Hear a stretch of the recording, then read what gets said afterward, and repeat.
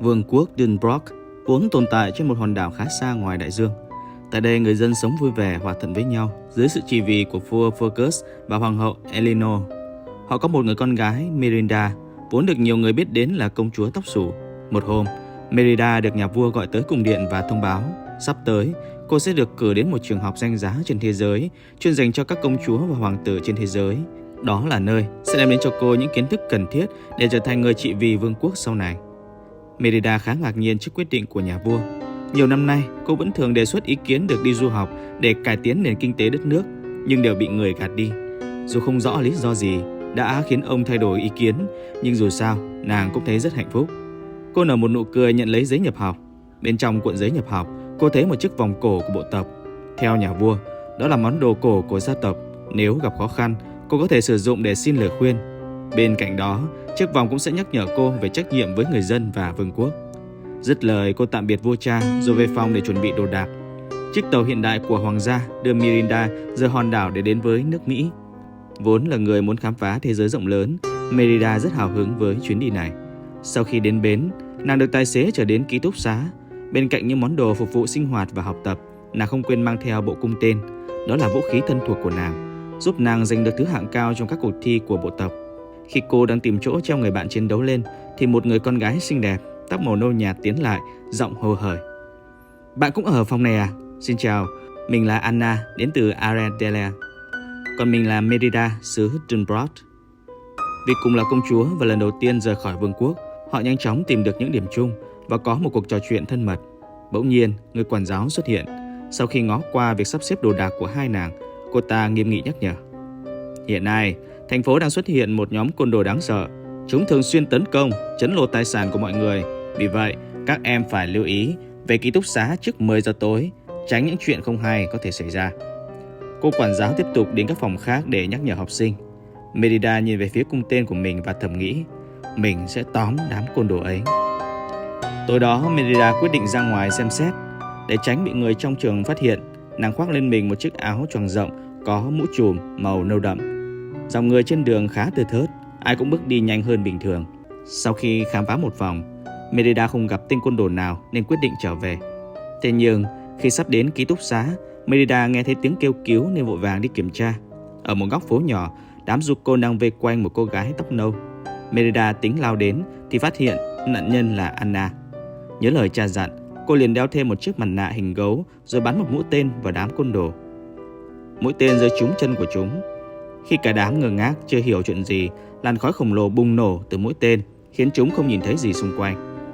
Nhân cơ hội đó, Merida xông vào tấn công. Những đòn đánh mạnh mẽ và nhanh nhẹn của cô hạ gục chúng gọn lẹ. Thế nhưng một tên đã kịp tẩu thoát. Cảnh sát có mặt phụ giúp Merida bắt giữ đám côn đồ. Anna vội vàng chạy lại gần Merida. Cảm ơn chị đã cứu giúp. Chị tên là gì nhỉ? Sau vài giây ấp úng, Merida liền đáp, tôi là chiến binh tóc xù. Khi Anna tính hỏi chuyện thêm, Merida liền vội vàng rời đi. Anna được cảnh sát đưa về. Thầy cô cùng học sinh trong ký túc xá đều ngó ra bàn tán. Cô quản giáo tiến lại. Có chuyện gì thế? Học trò của cô đã gặp đám côn đồ. Vị cảnh sát lên tiếng. Kinh khủng quá, em có sao không? Cô ngó sang Anna, khuôn mặt đầy lo lắng. Chiến binh tóc xù đã cứu giúp em nên không có gì đâu ạ. Anna ôn tồn đáp. Trong khi quản giáo và mọi người ngơ ngác, Anna hào hứng kể lại câu chuyện về nữ chiến binh cho họ nghe. Sau hôm đó, cái tên chiến binh tóc xù được mọi người đề cập tới rất nhiều. Merida cảm thấy tự hào và hạnh phúc khi hành động của mình được tuyên dương. Thế nhưng, nàng cũng khá lo lắng thân phận của mình bị bại lộ. Lúc ấy, vua cha có thể yêu cầu nàng trở về, chấm dứt ước mơ học tập trên vùng đất mới. Tuy vậy, Merida vẫn quyết định phải trừng trị hết những tên côn đồ xấu xa. Tối đó, Merida như thường lệ mang áo khoác và cung tên ra khỏi ký túc xá. Khi di chuyển đến gần một trạm xe lửa, nàng nghe thấy tiếng kêu cứu của một người phụ nữ. Nàng vội vàng chạy đi tìm kiếm. Nàng chạy qua nhiều dãy phố, đến một ngõ cụt thì tiếng kêu không còn. Nàng ngơ ngác nhìn quanh thì phát hiện đám giục côn đã có mặt ở xung quanh. Nạn nhân cũng chỉ là do một tên trong đám giả giọng. Nàng toan bỏ chạy ra ngoài thì một tên côn đồ to cao vạm vỡ bước vào. Hắn nhìn cô bằng ánh mắt đáng sợ. Đi đâu thế anh hùng? Một đám trai tráng đi bao vây một cô gái thì có vẻ không hay ho cho lắm nhỉ? Merida cười nhạt, mắt vẫn đưa quanh, cố gắng tìm kiếm cho mình một đường lui. Chúng nó chỉ ngăn mi chạy trốn thôi, còn việc hạ gục là của ta. Dứt lời, tên đầu sỏ hùng hổ lao tới. vung nắm đấm về phía Merida. Nàng thầm nghĩ, hạ gục tên này, đám le ve sẽ sợ hãi, nhân lúc ấy mình sẽ nhanh chóng rời khỏi đây. Thế nhưng Merida sớm nhận ra dự định của mình khó thành sự thật. Tên đầu sỏ khỏe gấp nhiều lần những tên khác. Cô phải né đòn của hắn thay vì đỡ như mọi khi. Khu vực bị hắn đấm trúng lõm xuống thành một cái hố sâu. Khi Merida còn đang ngỡ ngàng, hắn tiếp tục lao tới tấn công liên tiếp, đòn nào cũng uy lực, khiến công chúa nhỏ khá lo lắng. Tuy vậy, với kinh nghiệm chiến đấu lâu năm, nàng vẫn nhanh nhẹn tránh né, tìm cơ hội phản công. Một tên đàn em lo lắng đại ca của mình có thể thua cuộc nên ném vào Merida những mũi tên có tẩm thuốc mê.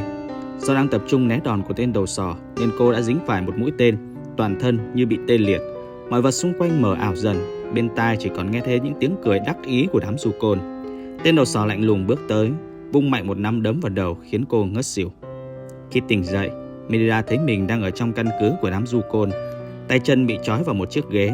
Chúng đã lột mặt nạ cùng áo khoác của cô ra, để lộ mái tóc xù hung đỏ. Vũ khí bị chúng đặt lên một cái bàn ở trước mặt. Tên đầu sỏ bước qua bước lại. Khi thấy cô tỉnh lại, hắn cười nham hiểm. Tưởng anh hùng có bản lĩnh thế nào, hóa ra cũng chỉ là một con nhãi, vắt mũi chưa sạch. Không phải là do các ngươi dùng kế bẩn hay sao? Merida cười nhạt. Khi đã chọn làm anh hùng mới phải chấp nhận các tình huống như vậy chứ. Kẻ gian ác luôn dùng mưu mô. Có giỏi thì đánh một trận tay đôi tử tế đi. Tôi cũng muốn lắm, nhưng ta còn có một chuyện thú vị hơn để làm với ngươi. Tên đầu sỏ đưa một chiếc điện thoại đến trước mặt Merida, khiến nét mặt cô đầy âu lo. Mày định làm gì? Chẳng phải mày thích mọi người tung hô hay sao? Ta sẽ cho tất cả nhìn thấy khuôn mặt thật của mày, cũng như cái giá khi dám trở thành người hùng và cản trở công việc của bọn ta. Hắn cười lên khoái trá, đám đàn em cũng cười lên điên dại. Cứ cười đi, rồi ta sẽ sớm triệt hạ tất cả chúng bay. Băng nhóm côn đồ tiếp tục đập bàn cười phá lên to hơn lúc trước. Đó là điều cô muốn. Những cú đập lên bàn của đám du côn khiến túi mũi tên di chuyển qua lại rồi rơi xuống đất. Mũi tên lựu đạn lập tức phát nổ khiến đám du côn hốt hoảng. Ngay lập tức, tất cả mũi tên khác cũng bộc phát khả năng bắn ra những dòng điện, băng giá, lửa thiêu, mũi tên thuốc mê, khiến nhiều tên côn đồ bị hạ gục.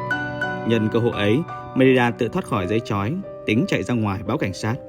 Thế nhưng tên đầu sỏ bất ngờ túm lấy chân, vật cô ngã dúi mặt xuống đất. Một vài tên khác chỉ bị choáng nên cũng mò mẫm tỉnh dậy tóm lấy cô. Còn danh lếu láo, mày tới số rồi. Hắn gồng hết sức, liên tục tung những cú đấm mạnh mẽ vào Merida, khiến toàn thân cô đau đớn, bầm dập. Sau trận đòn như tử, chúng ném cô xuống đất. Lúc này, chiếc vòng cổ bỗng nhiên mở ra, để lộ những viên thuốc màu xanh nhỏ bé ở bên trong. Cô yếu ớt nhặt lấy một viên, cho vào miệng. Bất chợt, một ánh sáng lóe lên, hất văng đám côn đồ. Merida lập tức hóa thân thành chú gấu to lớn. Cô lao vào hạ gục từng tên một. Tên đầu sỏ cũng không thể chống lại sức mạnh khủng khiếp ấy.